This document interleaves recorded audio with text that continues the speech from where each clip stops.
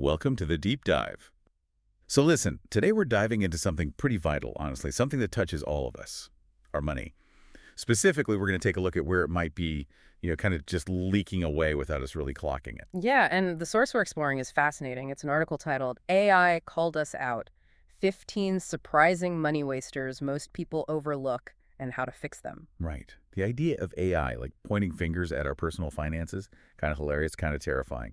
This article apparently used AI tools, things like ChatGPT and Perplexity AI, to get this fresh, unbiased perspective on, modern financial leaks. Uh-huh. And the list they came back with, it goes beyond just the usual suspects. It highlights some surprisingly sneaky things that feel pretty unique to our super convenience, subscription-saturated lives these days. What's really important, though, is that the article doesn't just blindly accept the AI's pronouncements. It runs these insights through a human filter, which is key. Because waste is totally relative, right? What one person might see as a wasteful daily coffee habit could be a cherished ritual for you, something that genuinely adds joy to your day. Exactly. So our mission here isn't to make you feel guilty about your spending, not at all. No. It's more about holding up a mirror, maybe increasing our consciousness about where the money's flowing, and empowering you to decide if your spending, genuinely aligns with your values and your goals. And the article groups these 15 money wasters into four kind of key areas. We're going to look at the small daily habits, then move on to major purchases that have hidden costs, Okay. then tackle those accumulating recurring subscriptions, and finally, some bigger lifestyle temptations. Okay, let's unpack this, starting with those little things, the daily drips. Right, these are those small expenses that seem pretty insignificant on their own, but they relentlessly add up over time, like tiny leaks that, if you don't watch them, can eventually, sink a financial ship. And the AI's number one target in this category. Predictably, the daily premium coffee ritual. Yes. The AI's take is pretty blunt. It points out that a daily $5 latte, 5 days a week, is $250 a year. Wow. And apparently, ChatGPT just flatly stated that's a whole vacation. Oof. Yeah, that hits home for a lot of people. Mm-hmm. But the deeper look in the article acknowledges that for many of us, it's more than just a caffeine fix, right? Right. It's a ritual, a little boost, maybe just an affordable moment of luxury that makes, the morning commute slightly less painful. The real danger, they say, is when it becomes totally unexamined, just a pure habit. Mm-hmm. You're spending that money automatically, and the cost just kind of becomes invisible. So the balanced approach isn't about like a moral judgment on coffee itself. It's about mindful consumption. Yeah. It suggests thinking of it as part of your joy budget or entertainment, not a necessity. Maybe you make coffee at home most days for the function, and then the cafe visit becomes a deliberate, chosen treat. Right. The key shift is making it a conscious decision instead of just like background noise. Yeah, making it a decision is key. Okay, shifting from coffee.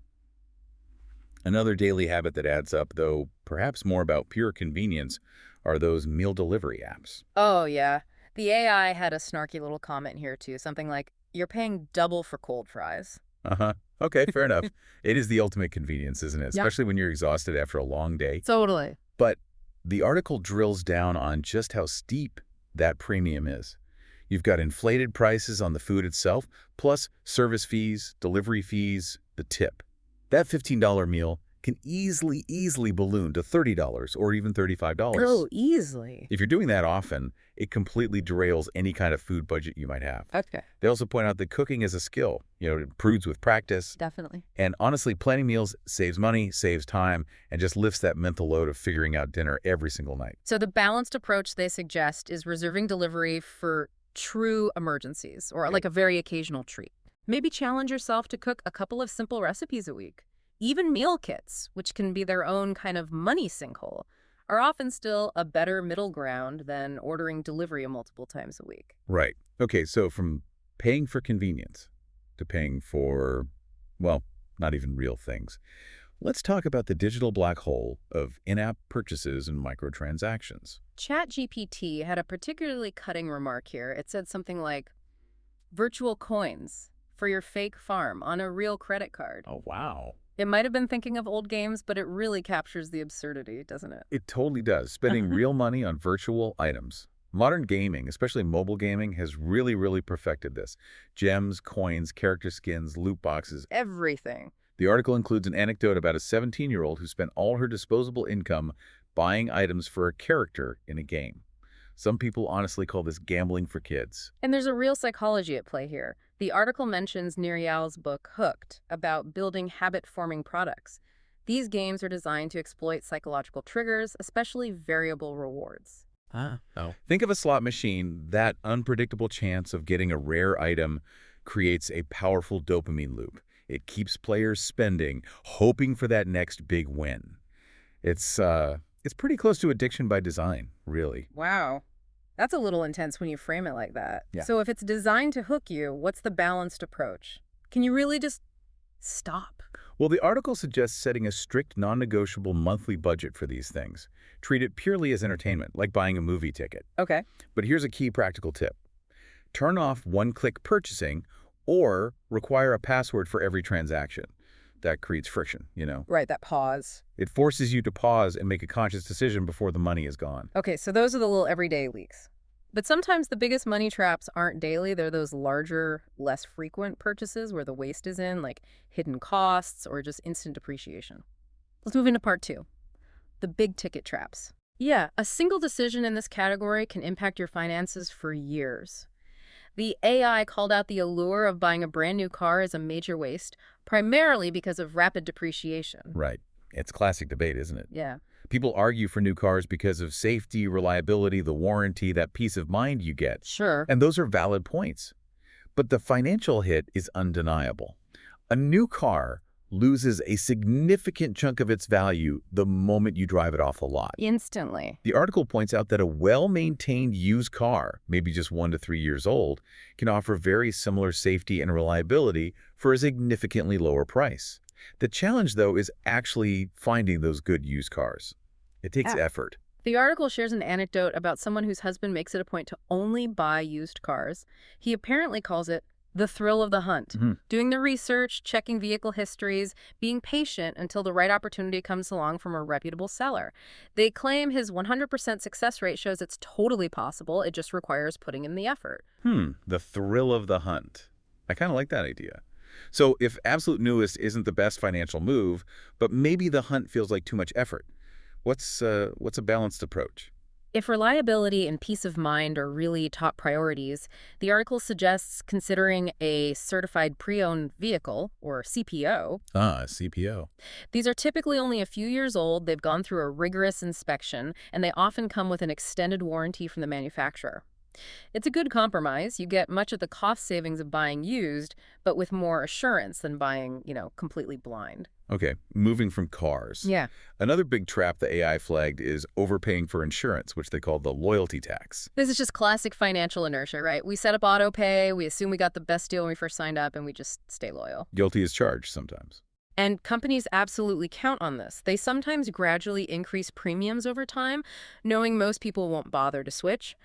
The article has a great anecdote about a family who discovered they were paying significantly more for car insurance just by, having a casual conversation with a relative about their rates. Wow. A quick call to the relative's provider confirmed they could save a substantial amount just by switching. Just from talking to someone. So the balanced approach is really simple. It's just make it a regular thing. Exactly. Make it a yearly ritual. Before your policy renews, spend an hour shopping around. Get quotes from 3 or 4 different companies, maybe use online comparison tools. Okay. You might be genuinely surprised how much you can save for the exact same coverage just by not being afraid to jump ship. All right, last one in this section. The peace of mind myth of extended warranties. Yeah, the AI's take was pretty clear. Not a sound financial decision for most products. And the deeper dive really backs that up. You're buying a new TV or a laptop or an appliance, and they pressure you to get that extended warranty, right? For peace of mind. Always. But generally, most products are pretty reliable. And if they do have a defect, it usually shows up within the standard manufacturer's warranty period anyway. Yeah. Plus, the cost of the extended warranty is often pretty close to, or sometimes even more than, what the actual repair would cost if something did break.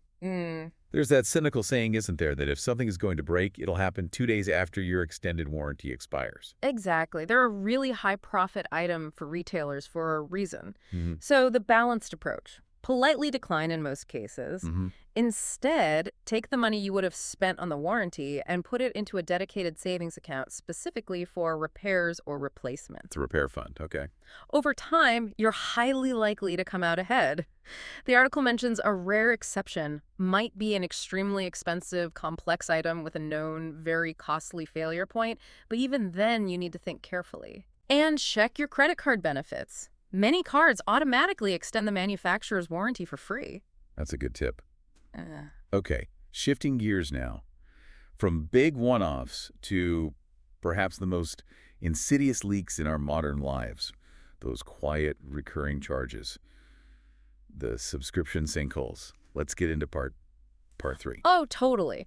The subscription economy is built on making it incredibly easy to sign up for small monthly charges that, like you said, just quietly drain your account over time. Sneaky.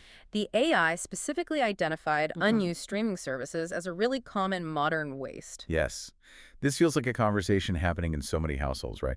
Do we really need all of these list services on top of whatever basic TV we have? Uh-huh. The justification is always, but they all have something different. And the business model is brilliant, honestly. Each service has just enough exclusive shows to keep you subscribed year-round, even if you're only watching maybe one or two things on it. Exactly. The article cheekily points out that this has really led to what they call the Great Rebundling, suggesting we're kind of just paying for cable again, but fragmented. Pretty much.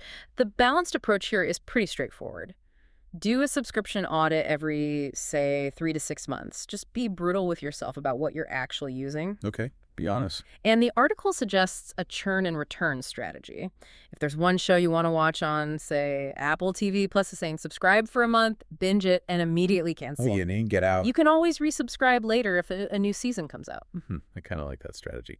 Okay, speaking of things you pay for but don't use, unused gym memberships. Oh, ChatGPT had another sarcastic gem here. Something like you're not getting fit by donating $29.99 a month to a gym's shareholders. Ouch. But it's painfully true for so many people. You join with the best intentions, maybe a New Year's resolution or something, but then attendance just dwindles. It happens. The article cites research saying a staggering 67% of people with gym memberships don't actually use them, and half of new members quit within 6 months. 67%. Wow. There's a personal story in the article about a mother and daughter who quit because they just got tired of the hassle, getting ready, traveling there in bad weather, and dealing with, quote, weird patrons. They now save money and work outdoors, use a Peloton, or follow free videos online. Look, a gym membership is a fantastic investment if you actually use it. That's the absolute key. Yeah. So the balanced approach is really about being brutally honest with yourself about your habits before you sign a long-term contract. Will you realistically go 3 or more times a week? That's the question. If the answer is probably no, cheaper or more flexible alternatives might be a much better fit. Pay-per-class apps, community-centered gyms without contracts, or just committing to a home workout routine. Right. Okay. Subscription boxes. The article calls this the genius marketing terrible value trap. And the AI points out this is still a massive and growing market. We're talking billions of dollars projected to keep growing significantly. So, yeah, definitely not a dying trend. Wow. Over $75 billion projected in the U.S. by 2034. That's huge. The deeper dive explains the model, mentioning examples like Ipsy or HelloFresh or BarkBox. It's brilliant for the sellers because you get that initial fun of receiving a curated box. That little dopamine hit. But then, the article points out, you might realize a lot of the stuff inside are often just sample sizes or items companies would normally give away for free as promotional items anyway. You've essentially paid a subscription fee just to receive free stuff. So the balanced approach is asking yourself really honestly before you subscribe. Does this box actually solve a specific recurring problem for me, like HelloFresh making meal planning easier? Yeah, is it useful? Or is the value of the items in the box consistently more than the cost, and are they items I will genuinely use all of? Or am I mostly just signing up for that fleeting excitement of getting a surprise package in the mail? Be honest about the motivation. Good questions to ask. All right, let's get into perhaps the most human area of money wasters. The spending-driven less by pure utility or need and more by, well, desire, social pressure, or just emotional wants. Let's talk about the lifestyle inflation temptations. And the AI, predictably, says high-interest credit card debt is always going to be at the very top of any money wasters list, and for very good reason. Yep. Carrying a balance on a credit card with high interest, think 20% or more, is just, literally setting your money on fire. Absolutely. You're paying a huge premium, basically, Hmm. for the privilege of buying something sooner than you could actually afford it. Mm. The best financial habit, bar none, is paying your credit card balance in full every single month. Amen. But if you're already in that sticky debt situation, the next best thing is just attacking it, paying as much extra as possible monthly to reduce that principal faster. The article mentions the two classic payoff strategies. There's the snowball method, where you focus on paying off the smallest balance first while making minimum payments on the others. Once that smallest one is paid off, you roll that payment amount onto the next smallest. This gives you psychological wins, which can be really motivating. Right, like little victories along the way, builds momentum. And then there's avalanche. Avalanche is where you focus on the card with the highest interest rate first, regardless of the balance size. Mathematically, this saves you the most money on interest over time. It makes sense. It might take longer to see that first card totally eliminated, though. The key, they say, is picking a systematic strategy, either snowball or avalanche, and just sticking with it relentlessly until the debt is gone. Okay, next temptation, the fast fashion treadmill. The AI cited this as a waste due to poor quality and its, disposable nature. Yeah, this one feels a little complex though, doesn't it? The article's deeper dive brings up that while some fast fashion is poor quality, some people find items from places like Shan or Zara can hold up surprisingly well for years. That can happen. The main counter-arguments against fast fashion often center on ethical and environmental issues, but the article focuses more on the financial waste. It also points out that AI tools like Perplexity AI categorize places like Old Navy, Gap, and Banana Republic as fast fashion because of their high volume, relatively low prices, seasonal cycles, and lack of transparency in their supply chain. Which kind of raises the question. If a $15 dress from, say, Shein lasts you just as long as a $40 dress from Old Navy, is the cheaper one necessarily the bigger waste from a purely financial perspective? The market is enormous, tens of billions. So maybe the balanced approach isn't just about the price or brand, but about usage. Right. If you buy an inexpensive piece and wear it for years, the value changes significantly compared to buying something expensive that you only wear once and then discard. It's about shopping mindfully, maybe checking reviews, and really focusing on buying pieces you'll actually wear repeatedly, regardless of where they came from. Makes sense. Okay, next up, overpriced skincare and beauty products. The AI's take is that many high-priced products aren't significantly better than more affordable alternatives. This feels really personal for a lot of people, I think. Some folks who are really into beauty find that paying extra for certain high-end products is worth it for what they perceive as superior performance, Sure. maybe a specific foundation or a high-quality shampoo. Yeah. But the industry, as the article points out, is absolutely swimming in marketing hype. Oh, yeah. Often, those high-priced products have really similar core ingredients to drugstore versions. You can feel like a lot of trial and error. The balanced approach is encouraging research. Look into the active ingredients before you splurge, because you can often find much more affordable products with the exact same key ingredients doing the heavy lifting. Interesting. And they make a great point. The most effective beauty products are often foundational, low-cost health habits. Drinking enough water, getting good sleep, eating a balanced diet, and consistently wearing sunscreen. The basics. Those things often solve more underlying skin problems for a much lower price than any expensive miracle cream ever could. Good reminder on the sunscreen. Okay, the high markup on drinks at bars and restaurants. The AI was blunt again here, saying the markup on alcoholic beverages is exceptionally high. Oh yeah, alcohol is already expensive enough, but the price just skyrockets when you're out. You're paying maybe $13 for a single glass of what might be a pretty cheap wine when you could buy the entire bottle for that price at a store. It's crazy. Cocktails are often even worse, paying a premium for maybe an ounce and a half of spirits.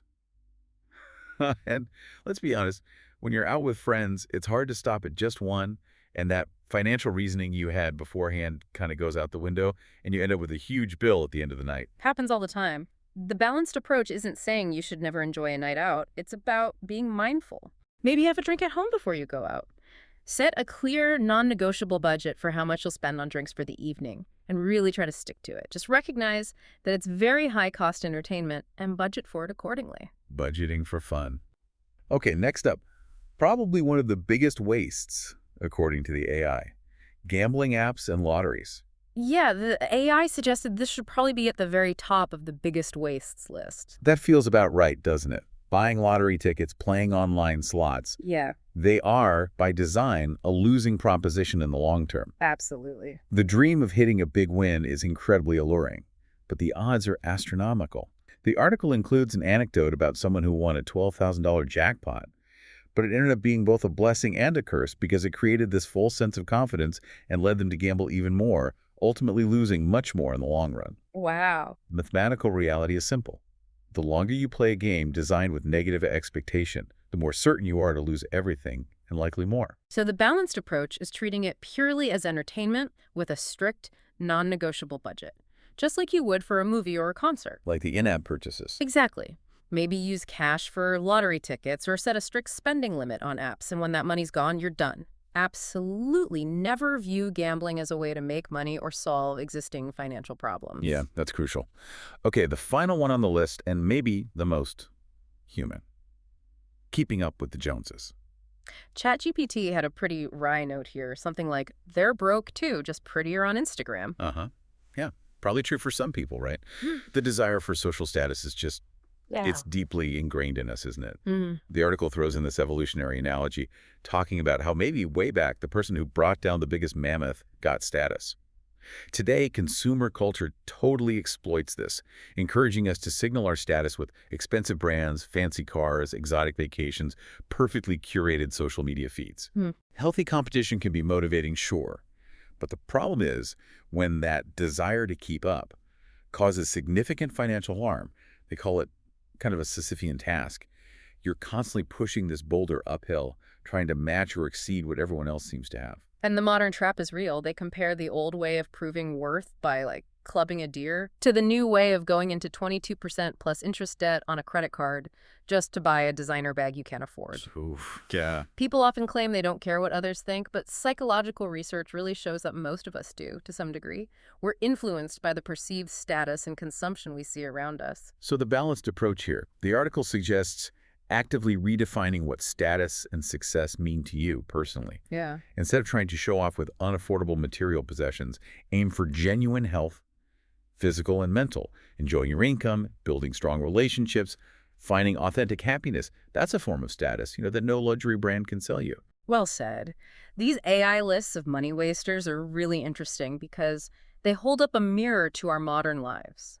They blend timeless advice, like avoiding high-interest debt, with things that are pretty unique to today, like subscription boxes and having a gazillion streaming services. And like we said at the start, the goal isn't to make you feel bad about how you spend. It's empowering you to become more conscious, more intentional about where your money is going. Right. It's about looking at your spending and asking that question. Does this purchase truly align with my values? And is it bringing me a proportional amount of joy or utility for what it's costing me? There aren't universally correct answers for everyone. Your joy might be going out to bars occasionally with friends, and you budget for that because the social connection is worth it. Sure. Someone else might see that as a huge waste and would rather put that money towards a meal kit subscription because it saves them mental energy and stress at home. It's Yeah. personal. The key really is making conscious decisions, rather than letting your spending be driven purely by automatic habit or external social pressure or just clever marketing. Exactly. By plugging those leaks, especially the ones that don't bring you real value, you free up resources for the things that do actually matter to you. And that, I think, is really the foundation of building a healthy, happy financial life. So consider this as you go about your week. If you heard about just one area from this whole list where your spending might not be totally aligned with your values, what's the smallest, most conscious step you could take this week to shift that? Just one small step. And then maybe just think about what you could potentially do with the money you might save from just that single small change.